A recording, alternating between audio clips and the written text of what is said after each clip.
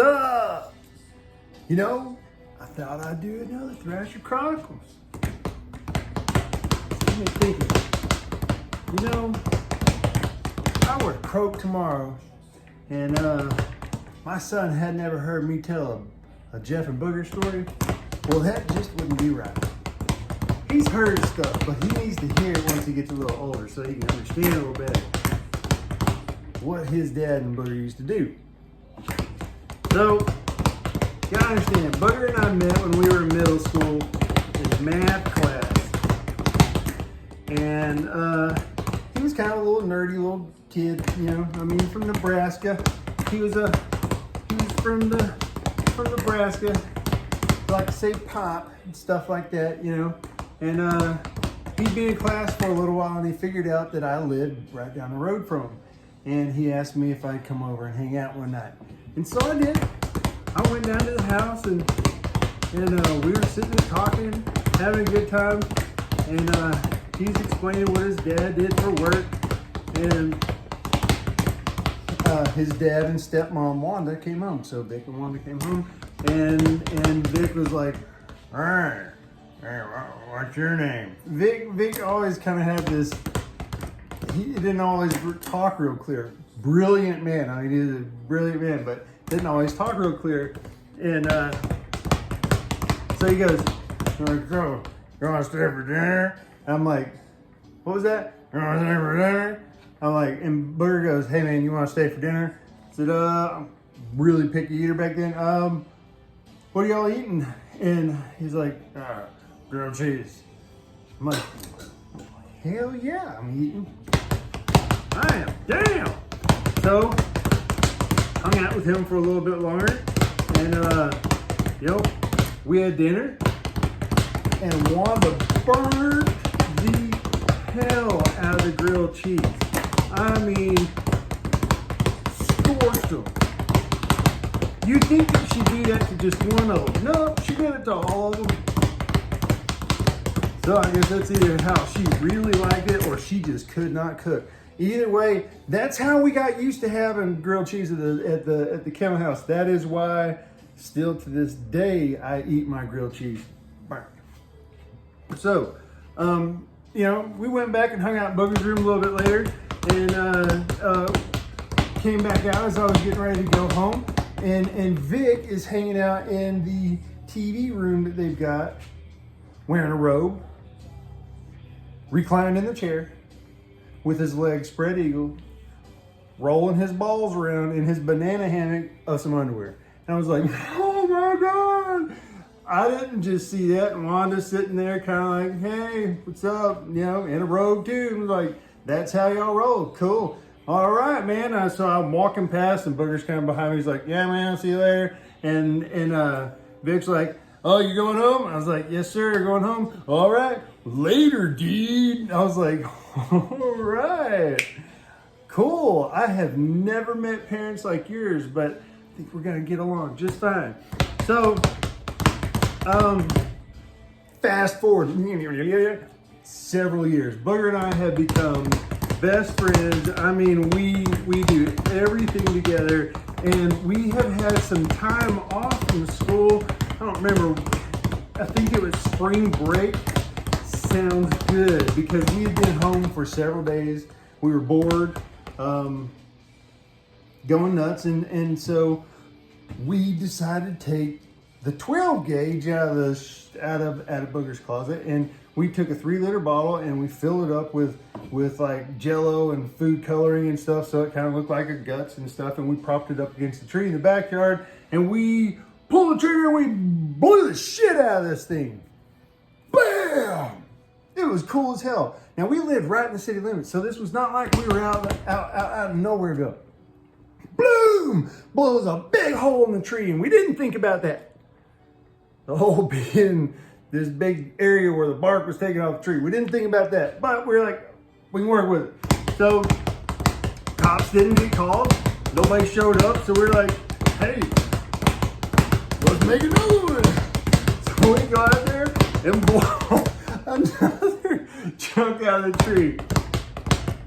Cops still don't show up. So we're like, damn, man, well, let's go back there and let's make some Molotov cocktails.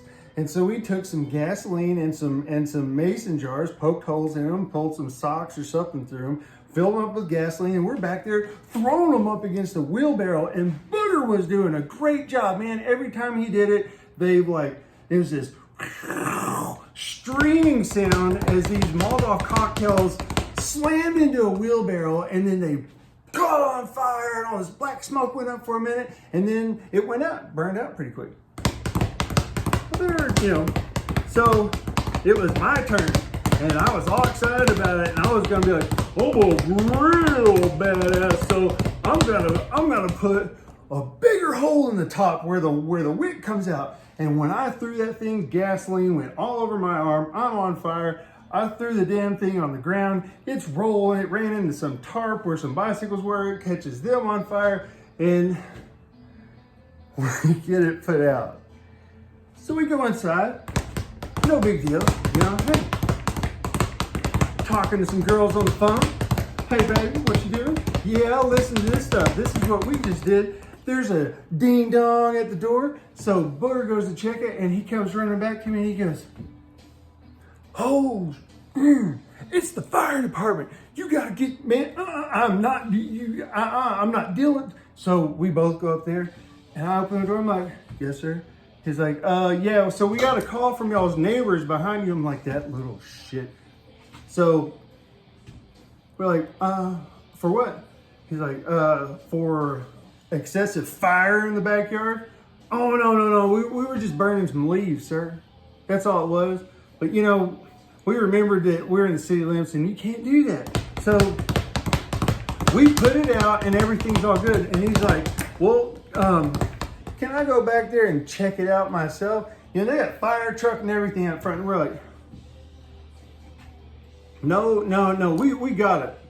We really got it, sir. Don't you worry about it. But if we need you, we'll call you. We didn't want them going back there and finding 2 blown up 3-liter bottles with crap all over the place, fake legs and stuff, and holes blown out of trees and burnt bicycles and they didn't need to see that. No. So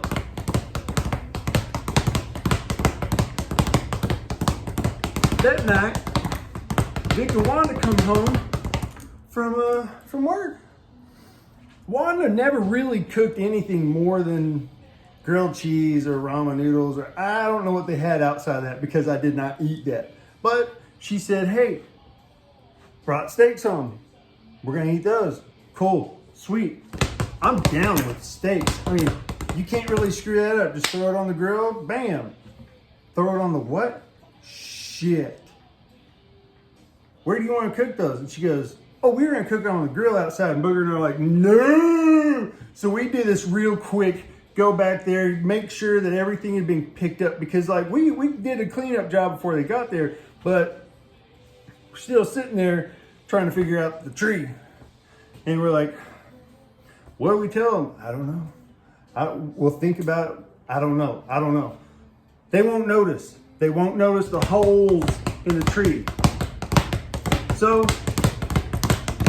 we start cooking and we're hanging out and we're talking and we're doing a great job of steering them the whole time to where they're paying attention towards us. They're not looking at the tree. They're not, they're eating their burger. They're eating their steak and everybody's happy. And then Vic sits there and he lights up a cigarette. Booger and I are about 15. Vic lights up a cigarette. Looks left. Jesus Christ, what the fuck happened to that goddamn tree?